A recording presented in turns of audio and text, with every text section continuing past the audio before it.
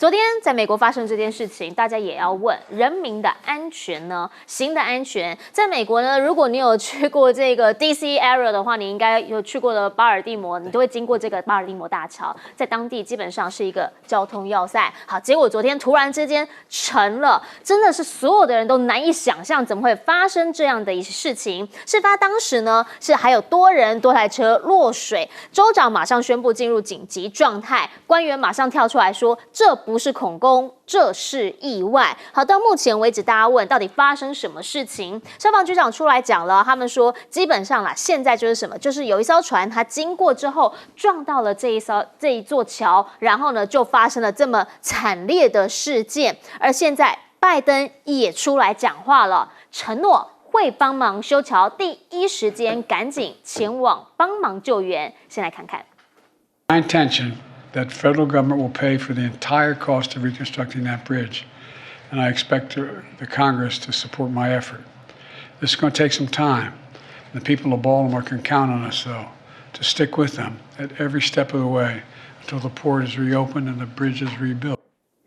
好，在马里兰州这边，大家现在都在讨论这件事情，怎么会这么大的一个桥一撞，然后就断了？好，事发当时呢是在他们昨天晚上。现在马士基，也就是呢在全球最大的一个航运巨头，已经证实了肇事的货柜船确实是他们租的。那事发当时发生了什么事情？直接来看画面。好，这艘船呢，它第一时间其实是慢慢的靠近桥，然后那个时候我们看到是船上面的灯火全部都暗的。突然之间亮了之后，又暗了，然后就朝桥墩这样直接迎面撞过去，下一秒整个桥就垮了。大家想问的是，当时这么大的一艘船进到这个河面上头，直直的朝它过去，为什么没有办法把它给拦下来？更何况呢，大家还说了，那个船好像是有问题的，在事发之前，据说已经有先告知地方的官员，讲说它会失去动力。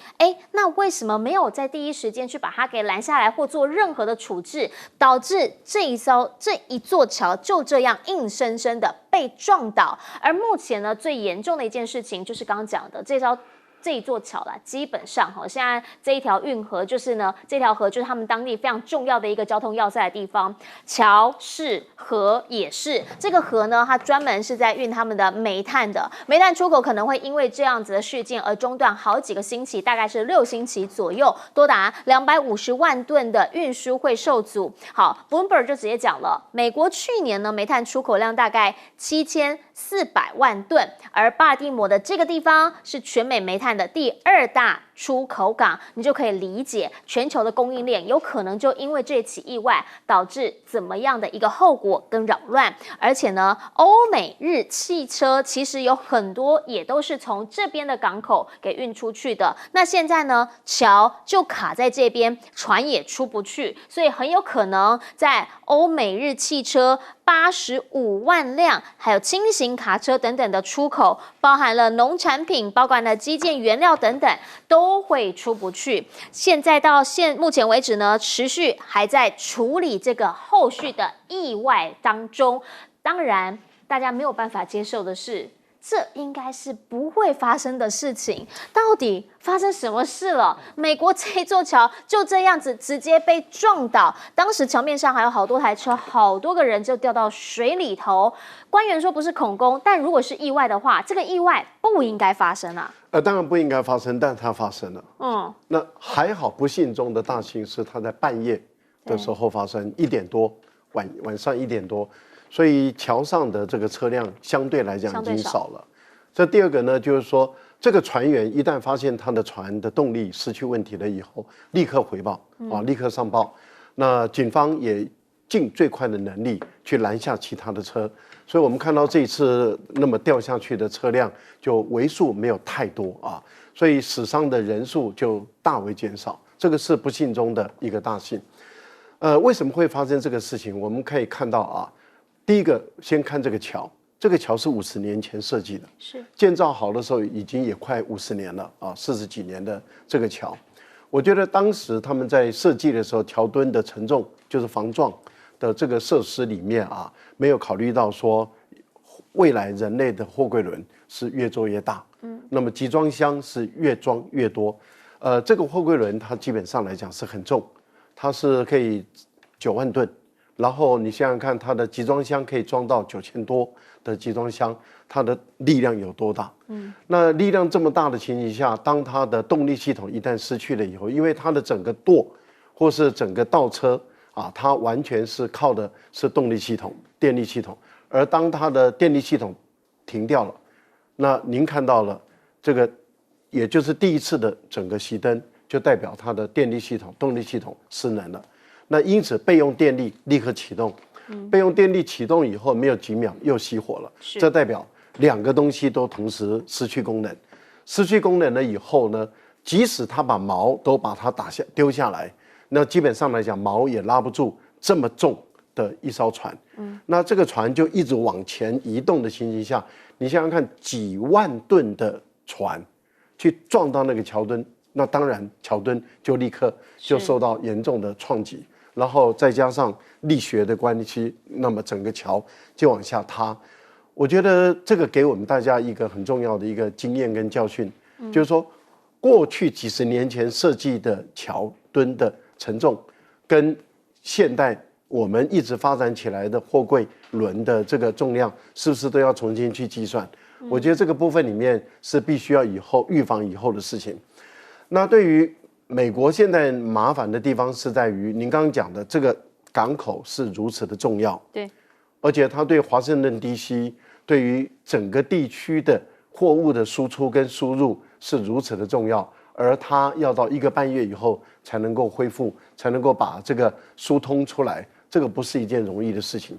那1个半月是不是一定能够恢复？对于美国人的行政效率跟工程效率，其实我个人还是比较保留。我觉得这是第一个。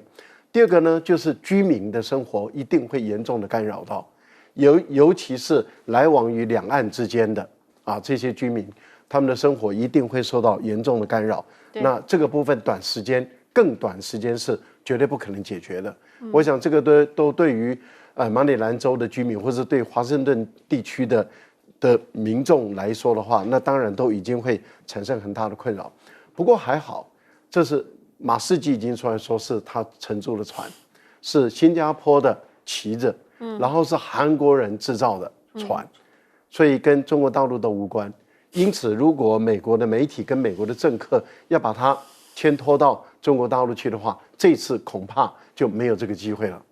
因为重大的这个事件基本上对于在美国当地来说，除了民生经济造成很大的影响的话，某些层面上面也会影响到他们年底的一些选情了。原因是因为对人民的不便，他生活上头就会产生一些情绪嘛。请教一下盛峰委员。这样子一艘船要开航，就是进港跟离港，它一定有一定的程序。那假如当然我们现在收到的信息是很有限，假如现在所看到的有限的信息是说他有告知政府说我的船动力有问题，还让他离港的话，那这个是很奇怪的决定了。这一个。第二个呢，我们都晓得船的进港跟离港不是船长在指挥，是临港人在指挥。这艘船现在还没离港，它沿着河然后要出港，在这样的情况下一定有临港人，临港人拥有绝对决定这一艘船气象的权利。这个部分现在好像也看不到任何的事实。那所以呢，这个案子里面到底是什么样的情况，应该还有后续会有更多的信息才能来做判断。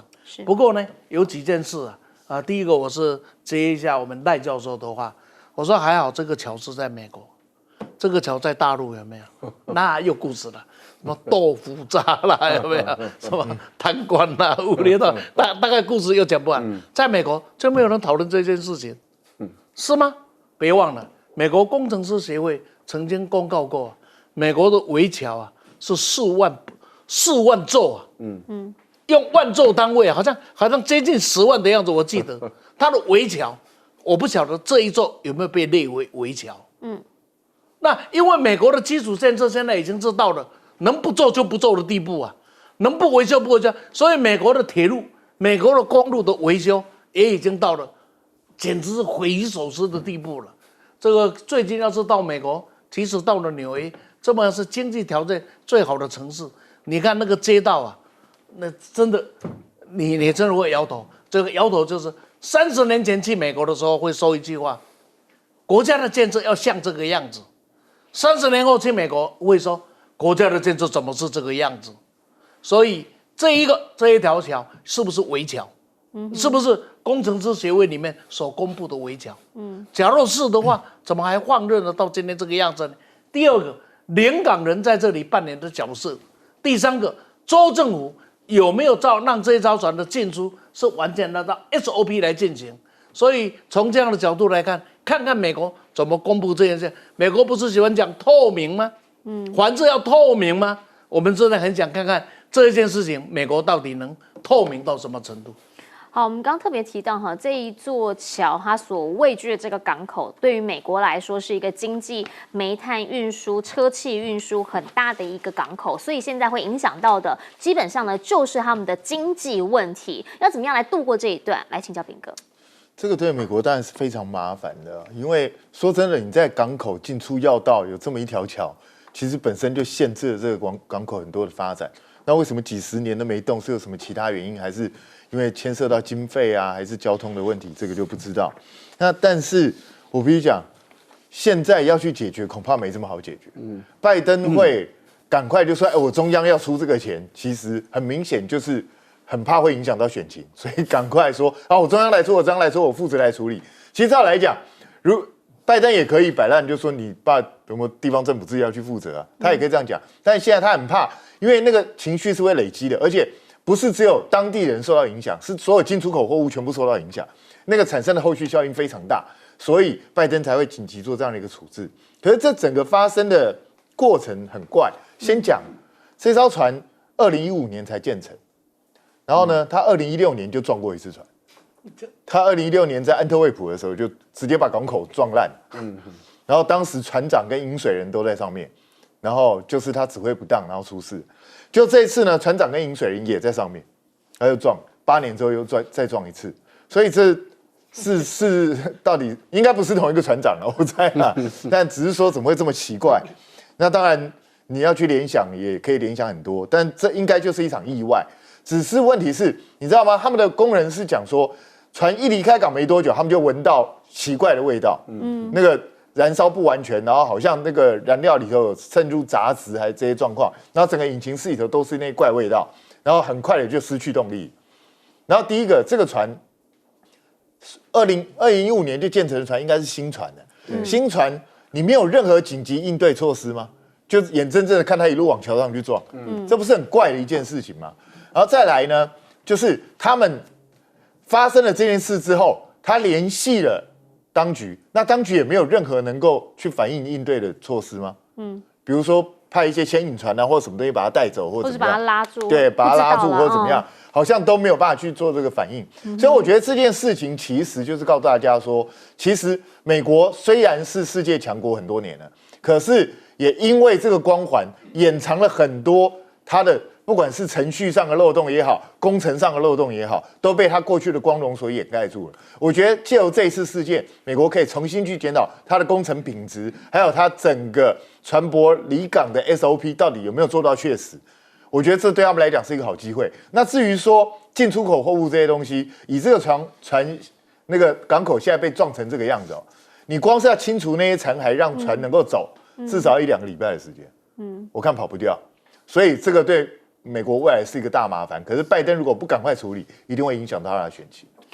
在外交上面呢，任何的一些消息也都有可能会影响到拜登年底的选情。带你来看到的是，现在呢，在俄罗斯这边先前遭遇的恐攻意外，他们的联邦安全局长说，这基本上就是乌克兰、美国、英国参与了这一起事件。他们提到了，虽然 ISIS 有出来说他们犯案，可问题是这应该是由他们跟西方特务共同筹划执行的。直接讲，乌克兰的特务呢就有直接参与这一起的攻攻击事件。那他们就说，他们确信如此，这是一个整体的脉络，一个整体的讯息。目前知道的是呢，这个塔吉克人好像也有涉案其中，因为呢，他们在网络上公布了这么一张照片，疑似呢这4个嫌犯通通被刑求了。好，大家就在说，这个时候公布这样子的一个画面，你到底是什么意思？因为呢，大家一定会很多人说，怎么会这样刑求这一些的嫌犯？好，大家说背后释出的讯息，可能是要告诉大家，我们跟西方人不一样，跟他作对的会遇到残酷的惩罚吗？或者是说，这个就是普京 style， 还在处理事情，希望杀鸡儆猴这样的一个作为。好，现在呢，对于欧盟以及西方盟友来说，他们最直接的就一个信念。就是看起来普京连任成功，看起来他要再次进攻，不能让他赢。这次已经不是在把乌克兰放在前面，说哎呀乌克兰要很重要，我们要保护他什么。他讲得很直白，讲的是这是为了欧洲还有美国的利益。他们直接讲到了，说呢，在目前为止跟慷慨没有关系啦，是出于我们自己的利益。所以现在你也看到了，在5国联军援乌之后呢，北约这边各国都开始强化军备预算，好多人都说 F-35以前没有要买，现在是不是开始也来买？纷纷在买的原因，就是因为他们希望能够自保，担心是不是真的普京某一天就会直接对北约来宣战，然后这个动作之后就是美国军火商有够探紧呀啦。到目前为止呢，战事持续进行，而乌克兰这边的申诉，他们是讲说俄罗斯对他们是越攻越猛。最新一个就是他们的浩实导弹，说呢直接就打到了他们的乌克兰情报总局局长还有安全局局长。目前在俄罗斯这边的讲法是，直接就让他们从雷达上面消失。浩实是一个超高音速导弹，过往没有出现在战场上，这一次算是它的实战的一个表现。好，大家看到的是呢，它是从克里米亚发射的，到基辅呢只有3分钟的时间。那这一次事件就会让大家看到，俄罗斯真的是在这个战场上面，目前又重新回过头来再加压了吗？也大家看到了，过往乌克兰用的很好的星链，现在传出俄罗斯也开始绕过制裁，从第3国买来用。好，那如果是这样的话，这场战事看起来还有得打，而且可能打得更激烈，应该要怎么样来理解其中？请教一下赖老师，因为呢，这里面有一个转因子，就是那个恐攻事件，他现在直接讲了，乌克兰、美国、英国，你们一起干的。对乌克兰来说的话，他目前面对一个艰难的一个处境啊，他必须要想方设法的去理清楚啊，去澄清不是他所干的。现在的俄国是非常努力的，要强调跟证明说，就是你乌克兰做的，所以他一口咬定就是你美国、英国跟乌克兰你所做的，就跟北溪2号线的情况一样，都是恐怖主义的攻击，所以他的报复、他的反击有正当性，而且呢，一旦如果他咬定了，拿出足够的证据证明是乌克兰做的话，那这样的情形下，对于这个美国跟北约的国家就不能够再协助乌克兰了，因为一旦协助的话，那这个就是恐怖主义者的帮凶所以对俄国来讲，一定往这方面倒。对美国跟英国跟北约的国家来讲，他一定要想办法澄清，说就是IS 做的，绝对不是乌克兰做的。不管你拿出什么证据来，他一定要咬住就是 IS 做的，绝对不是乌克兰，因为不然的话，就是我刚刚所讲的那个情况就会发生。所以我们看到目前来讲，双方都在打认知作战那问题就在于，俄国没有提出充分的令我们信服的证据，美国也没有提出充分的令我们信服的 IS 犯案的证据，目前都没有，因为主谋者到底是谁，到目前为止也还不晓得，可能要等到再过一段时间，那么更多的证据显示出来，我们才能够做判断，说最终这是谁所做。但是不管怎么样，俄罗斯已经做了一个动作了，他就一口咬定就是你乌克兰的情报局跟安全局所做，所以你会看到他第一时间就去攻击了，而且打得很准。那目前来讲，这些安全局跟情报局的工作人员有很大的损伤，是因为普丁他一开始他就说，你把在乌东地区接应的，就是说在乌克兰这个地方接应的这些人，你把他交出来，因为他们是在边界被拦下来。那拦了11个人，拦了11个人里面4个是嫌犯，那其他的7个是帮助他准备偷渡进入乌克兰的。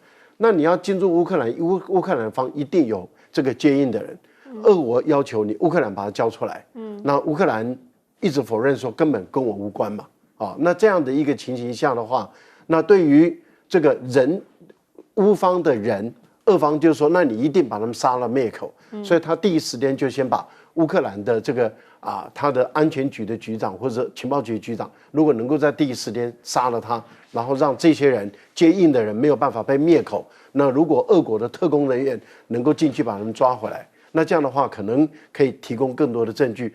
但是问题就在于你一旦刑求了以后，你的证据还有效吗？是，对不对？我们一般来讲，经过刑求的证据，基本上来讲是不太能够采用的。所以我们看到未来的发展还会更复杂。欧盟的这个外交部长，他所说的是实话。因为如果说乌克兰或者乌东地区被俄国所掌控，那基本上黑海就会完全落入俄国的控制范围内了，这是第一个。第二个，乌东地区是乌克兰的重工业中心，如果俄国掌控了乌东地区，那俄国的综合国力跟重工业的能力跟军火工业的能力会往上走一台阶。那所以在这个目前的情形下的话，那欧洲跟北约其实是要利用乌克兰去牵制俄罗斯。那这个就是符合欧洲人的利益了。所以我们已经完全可以理解，当初就是欧洲人跟北约人他们去利用乌克兰去搞坏跟俄国的关系，这个就是印证了基辛格跟梅克尔的判断，说你乌克兰如果要保卫你自己的安全跟和平的话，你只能走中立，不能够倒向我们，一倒我们，那整个悲剧就会发生。乌克兰的领导人犯了一个重大的错误，所以带来了乌克兰人重大的悲剧。其实现在你看到在俄罗斯俄乌战争的前线，除了说呢这个锆石他现在用的是超高音速导弹直接放到战场上之外，包括了伊斯坎德尔的短程弹道飞弹，先前也都出现过。而最新一个消息是，就在他们频繁的在发射飞弹导弹的同时呢，发现波兰这边有个将领说，竟然是休假的时间阵亡了啊。地点有可能就在乌克兰地下指挥所。到底现在北约跟乌克兰之间、跟俄罗斯之间彼此的关系是什么？我们先进广告，等等回来继续请专家点评。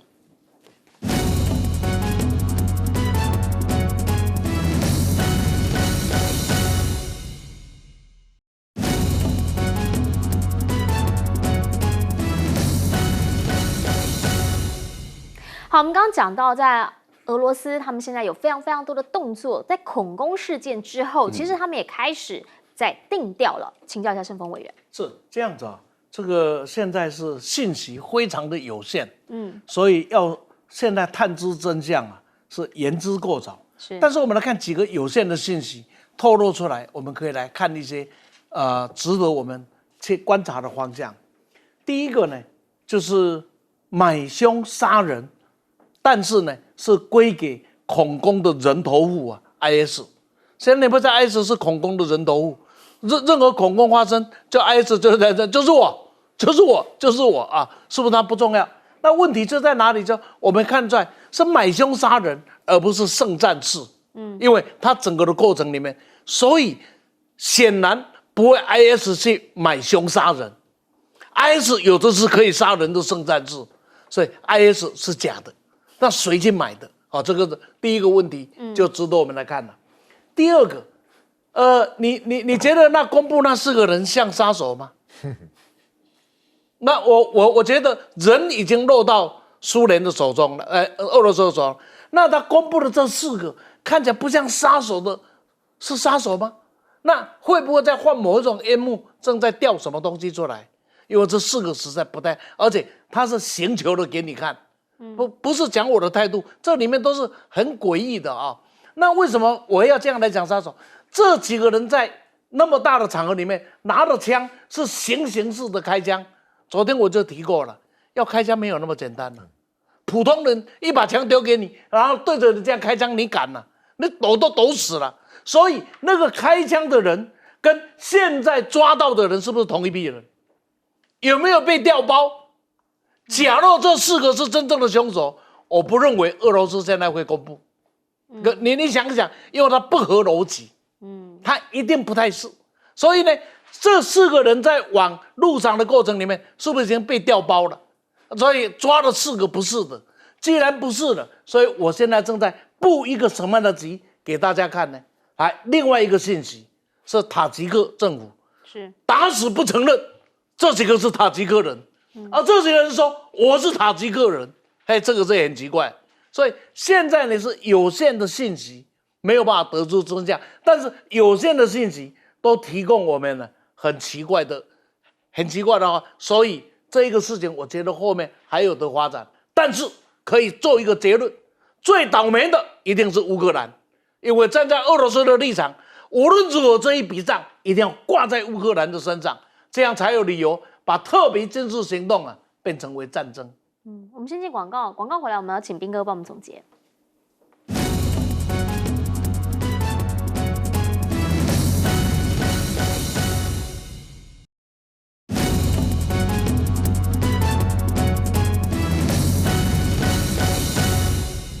节目最后要请彬哥帮我们总结。我觉得这个欧盟外长大家看起来他好像讲了个大实话，他现在不再告诉你是为了乌克兰、为了人类和平、为了什么都不是，他在告诉你为了我们自己的利益。其实这就好像什么，你知道？这就好像以前不是很多环保组织告诉你我们要爱地球啊，我们要维护地球环境啊，然后讲一讲我们要爱护动物啊。其实真正的目的是什么？是因为保护地球的目的其实是为了人类，因为地球环境如果产生变化，人类就会灭绝。同样呢，现在他很直截了当告诉你，我们在乌克兰提供武器、提供金钱去对抗，不是为了乌克兰，是为了乌克兰如果丢掉了，下一步就是我们北约了。他现在要告诉欧洲人就是这个东西。为什么他在选这个时候讲这个话？其实理由很简单嘛，因为欧洲这些国家都在打退堂鼓。你用过去那些美丽的幻想已经号召不了他们了，因为欧洲这些人民现在都过得很苦嘛，大家都快枯竭了嘛，所以大家都已经不愿意再去帮助乌克兰，所以欧盟外长只好这样讲。希望说这是牵涉到你切身利益耶，你难道不拿钱出来吗？可是我觉得这个时候讲这个已经迟了，因为这件事情已经拖了2年，对欧洲这些国家来讲已经非常非常疲惫，他们能够帮的也实在是非常有限。现在在乌克兰战场上，其实讲实在话，整个大势对乌克兰是相当不利，特别是现在又因为这一个恐攻事件，让普丁找到一个非常好的理由，非常好的借口。然后讲很多人会说，你这样直接栽给乌克兰，谁会相信啊？我告诉你，欧洲人相不相信不重要，俄罗斯人相信就好。大家午安，我是秦燕莹，欢迎来到新闻大白话。接下来这1小时国内外大小事，要用您听得懂的话说给您听。现在介绍这1小时来宾，首先要介绍的是国际政治专家赖岳谦老师。主持人好，观众朋友大家好。还有资深媒体人谢海滨。主持人好，大家好。以及前立委李顺峰。主持人好，大家好。一开始要先带你来看到的是，很多人看到这个场景说，好像似曾相识，地点在哪里？地点在内蒙古。好，他们内蒙古呢，现在有一个说这个叫做炸射靶场，竟然出现了跟我们的博爱特区一模一样的街道场景。然后这个看得比较不清楚，我画给您看，它其实呢就是一模一样，完全的一个样貌就在内蒙古这边呈现出来，是不是长得很像？好，所以呢大家就开始在问，是在要轰炸我们博爱特区，在做训练，在做模拟吗？好，今天呢，邱国正部长被问到，他说了，其实人家要怎么样，我们没有办法去限制人家啦，但是我们就是严阵以待，不管怎么样，我们不会轻忽。先前他其实也曾经说过，如果真的有两岸发生战事的话，他讲这么一句话，他说5星旗假如没有插到国防部，那对岸他们仗就是白打了。而他作为军人，他说，在他们的立场就是站到最后的一兵一卒，这绝对不是口号。在今天他也被问到说，那如果是这样的话，对岸飞炮飞过来，飞弹打过来，我们有办法把它拦下来吗？他也回一个很务实的，他说这个我不打嘴炮啊，美军都不敢说有把握就可以把中共的飞弹给直接拦下来，更何况啦，如果说他起飞的时候就有办法把它拦截掉，发射前就把它拦截掉，那当然最好。但是这种事情我们绝对不会跟你挂保证，或者是讲政治语言。原因是因为现在两岸之间的一些情势确实让大家会有些紧张，而又看到这样的一个新闻，更多想象了。传出啦说我们敦睦舰队呢即将要远航，而先前 S-70C 呢曾经在外海地方跟美军共同训练，甚至我们的这台反潜直升机还直接降落在美军军舰上。这个时候大家听到了这件事情，有很多的想象空间呢，甚至还有这样子一个说法，说是怎样，是要为真的战时的时候我们的高层撤离来做准备吗？国军目前确实大家都在讲，如果前线我们感受到那个紧张的氛围，是不是应该要整个上紧发条？可是最近纪律上面的问题，甚至说是国军生命安全的问题，好像受到了考验。好，原因是因为这2个星期才2个星期14天，已经有9起的自伤案件。最新一个是在陆军的特战指挥部这边看到说有下士呢，他直接倒卧在营舍前面，然后昏迷指数是3。而这些自伤事件很多都是自己是不是真的有寻短这样子的一个状况？大家开始要问，到底国军里面的体系发生了什么事情？甚至呢，这个专线有的时候没有办法打通，那这些是不是在螺丝这边松掉了？因为我们现在所面对的什么，是连日本他们都说要严阵以待。好，这个是日本的防卫省他们第一次的确认，看到了对岸解放军无人机飞到了日本海，这个航机图呢，把它拉出来之后，发现，它竟然还是往俄罗斯的方向给飞过去。他们就讲了，过往虽然在往西南一边，就是包括比较近冲绳啊，或者比较近钓鱼台这边，都曾经看过无人机，但是到这么上头，日本海这里确实比较少见。而4月的时候呢，在大陆这边他们会办一个西太平洋的海军论坛，包括了美方啊，包括了澳洲这边，应该都会有海军的高层前来与会。要防止的就是无人机是不是能够做到防撞这样子的一个议题。毕竟在日本海这边，应该就是跟这里的船舰训练、整个作战的演练是有关系的。而在现在这个当下，大家在讲了美中之间的较量，很多时刻跟军事也有关。好，现在传出日本横须贺港这边，大家都知道有航母嘛，对不对？他们说了，日本的美军横须贺港这边有一个开放日，基本上呢，他们是希望对外开放。日本人来里面参观，也理解说美军在这边做什么，安民心跟民意之间有所交流。结果在日本的中国人想去参观，交出了护照本之后，当场被拒绝，原因是因为你是中国籍，让他们很生气，在社群平台上面痛骂说美国见不得中国好，妒忌我们。过往当中，1980年那个时候应该算是第一个登上美军航母的中国人吧。好，这一位呢，在中国被称为是航母之父刘华清。当年呢，曾经在航母上头，然后还看一看说，原来航母是这样啊。这一些画面呢，现在通通留下来。只是那个时候的中国军事实力跟现在的中国海军实力大不相同了，是不是因为这样，双方的戒心也越来越高呢？因为毕竟啦，大陆这边他们的辽宁舰曾经在2017年香港这边让民众上去看过，后来也没有人再有机会上去看了。彼此之间呢，他们都还是希望保持一点神秘感。好，但是军事上面，如果说呢是公开的场合，譬如说新加坡航展，先前也曾经发生过跟日本这边一样的情形。讲的是航展，大家都可以去看，但德国的运输机就不给中国人参观。那空巴这一边呢，他们的回复也被人家给呛，说怎么会把人有这样子可能是歧视性这样的感受？这一些都是现在在整个国际间美中较量的这样一个大环境底下，给大家所看到的真实面貌。回过头也要请教一下顺峰委员，您怎么样来看？因为现在在整个大环境底下，台海之间，我们跟对岸之间的感受，大家的感受是紧张，而大家看到了一样跟仁爱特区、博爱特区这边一模一样的这个街道场景的时候，就会说是该严阵以待。是，邱国正呢，今天讲的话有行话，有外行话。他的行话就是这个模拟呢是必然的，这是行话。这哪一个地方要进行他的这个演练呢？他不对演练的地方做一个模拟的安排，这是行话，所以不需要大惊小怪。是，就好像美国的航空母舰的模拟舰就被放在中国大陆的沙漠里，作为整个的演练用。你何尝不晓得美国有没有什么样的模拟场呢？我讲了，我们国军有没有模拟场，我们不知道而已啊。所以这是行话。第二句行话，那就是我不愿意打嘴炮，因为说我跟你保证，来了呢，这个要是敢保证啊，敢承诺啊，那他真的是这鬼话无了。所以这个是行话。但是呢，很抱歉啊，他也有回行话，他的回行话里面是国军一旦作战，只有王将啊，没有降军。哎，这一句话气势很大，其心呢可敬啊，其言可论啊。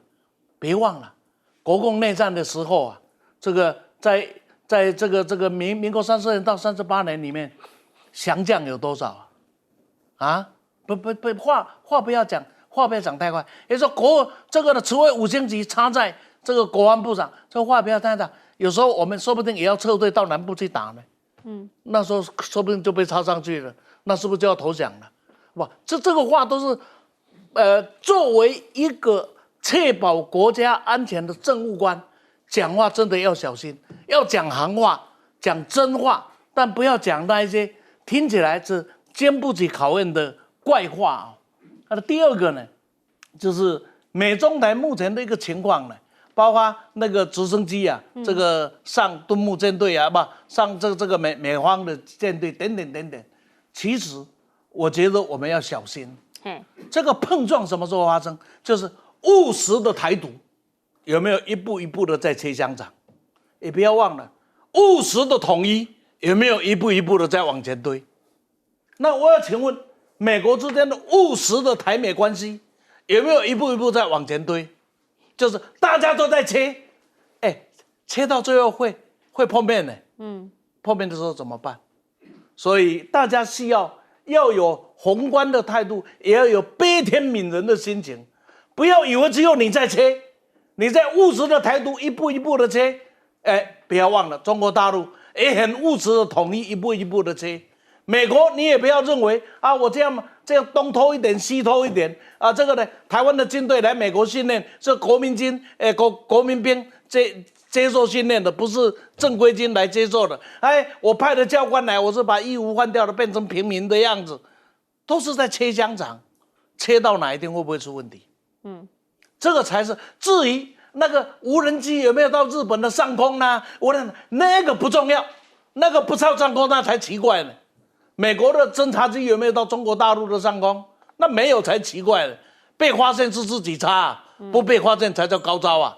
所以这一些事情，在我看起来都不是问题，问题在这里。最后，台海今天还有一个潜在的炸弹，大家不要忘了，就是那个渔船的问题还没解决。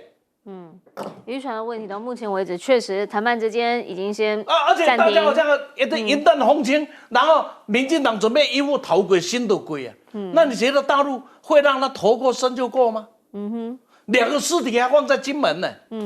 那这个事情520之前慢战，现在这些大家有没有诚意要解决？不解决，中国大陆可是有强烈的民意在背后做支撑哦。那我们该怎么办？这是一个可以化民事的纠纷，不要变成了政治的难题。这个才是我们的危机呀。